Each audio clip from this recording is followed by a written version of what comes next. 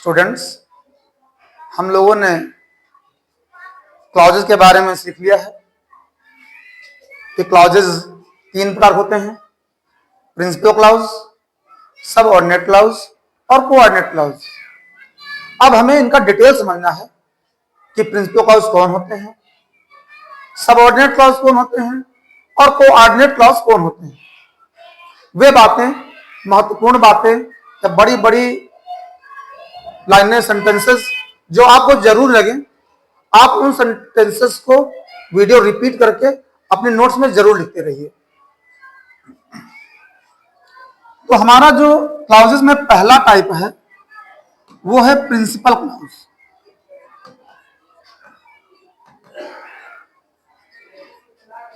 Principal clause जिसको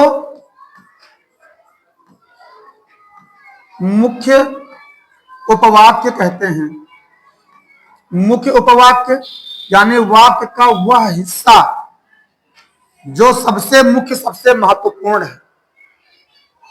इसी पर सबऑर्डिनेट क्लॉज या कोऑर्डिनेट क्लॉज अपने सेंस के लिए निर्भर करते हैं। और प्रिंसिपल क्लॉज की विशेषता है कि प्रिंसिपल क्लॉज हमेशा कंजंक्शन फ्री होता है।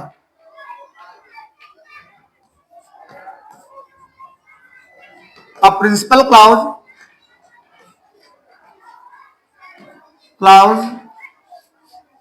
is a chief part of a sentence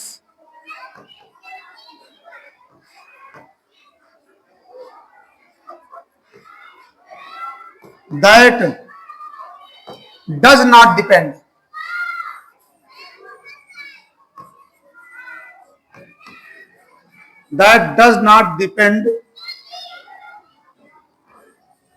on other clauses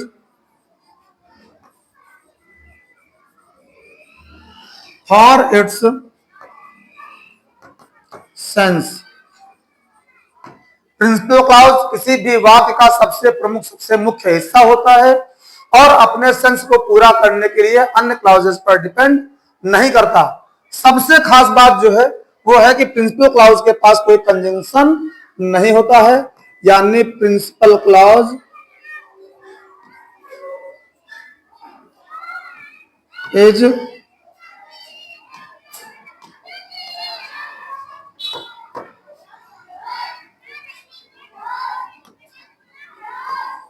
always conjunction free. आपके सामने बार बार कंजंक्शन शब्द आ रहा है। कंजंक्शन कौन है? कंजंक्शन वे शब्द हैं जो किन्हीं दो क्लॉजेस को जोड़ने का कार्य करते हैं। अर्थात हम जब प्रिंसिपल क्लॉज को उसके सबऑर्डिनेट या कोऑर्डिनेट क्लॉज से मिलाते हैं, जोड़ते हैं, तो बीच में जो कंजंक्शन आता है, एक शब्द जो जोड़ने काम करता है दोनों को, उसे कंजंक्शन कहते हैं। एग्जाम्पल देखते हैं। जैसे कोई सेंटेंस है, और example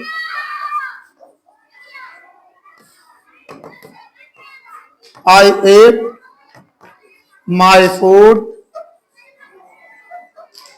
because I was hungry। I ate my food because I was hungry। इस सेंटेंस में बहुत आसान, ध्यान समझना स्टूडेंट्स, बिकॉज एक कंजंक्शन है और ये सबऑर्डिनेटिंग कंजंक्शन है। बिकॉज से लेकर पीछे तक पूरा ये सबऑर्डिनेट क्लॉज है। सबऑर्डिनेट क्लॉज इसलिए है क्योंकि कंजंक्शन सबऑर्डिनेटिंग है। और इसके अलावा आई एट माई फूड ये आपका प्रिंसिपल क्लॉज है, कंजंक्शन इसके अंतर्गत नहीं आता, यानी प्रिंसिपल क्लॉज कंजंक्शन फ्री होता है और ये अपने सेंस के लिए किसी अन्य क्लॉज या क्लॉजेस पर निर्भर नहीं करता। आई एट माई फूड, मैंने अपना खाना खाया। आप एक बार में समझ गए कि मैंने अपना खाना खाया, इन्होंने कहा कि इन्होंने अपना खाना खा लिया।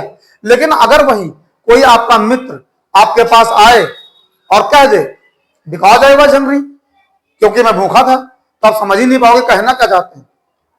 क्योंकि तुम भूखे तो क्या आपके फ्रेंड के द्वारा कही गई बात आपको क्लियर नहीं हो पा रही है। जबकि प्रिंसिपल क्लॉज अपने वाक्य को, अपने भाव को पूरी तरह से समझा देता है और प्रिंसिपल क्लॉज अपने वाक्य को लीड करता है। एक और एग्जांपल देखते हैं।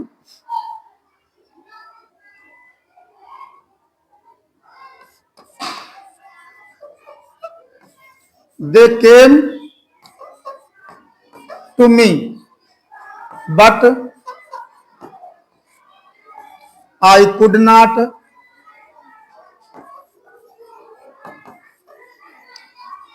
Help them.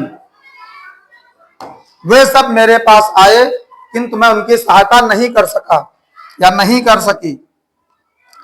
इस सेंटेंस में दे केम टू मी ये प्रिंसिपल क्लॉज है, बट कोऑर्डिनेटिंग कंजंक्शन है। आई could not help them but से लेकर के लास्ट तक ये पूरा आपका कोऑर्डिनेट क्लॉज है। कोऑर्डिनेट क्लॉज क्यों है? क्योंकि कंजंक्शन कोऑर्डिनेटिंग बट है। इन दोनों में जो प्रिंसिपल क्लॉज है और आई कुड नॉट हेल्प देम ये क्लॉज, इन दोनों को जोड़ने का काम हमारे बट ने करा। बट कंजंक्शन है और बट से लेकर के लास्ट तक आपका कोऑर्डिनेट क्लॉज है। प्रिंसिपल क्लॉज हमारा दे केम टू मी है। दो अलग अलग प्रकार के हमने सेंटेंसेस जोड़े। एक में हमने दो सिंपल सेंटेंसेस को विकास से जोड़ा और सबऑर्डिनेट क्लॉज बनाया।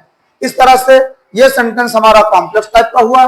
दूसरे में हमने बट कंजंक्शन का प्रयोग करते हुए दो सिंपल सेंटेंसेस को जोड़ा और बट कोऑर्डिनेटिंग कंजंक्शन है, इसलिए but I could not help them ये कोऑर्डिनेट क्लॉज है और ये पूरा सेंटेंस हमारा कंपाउंड टाइप का सेंटेंस बना।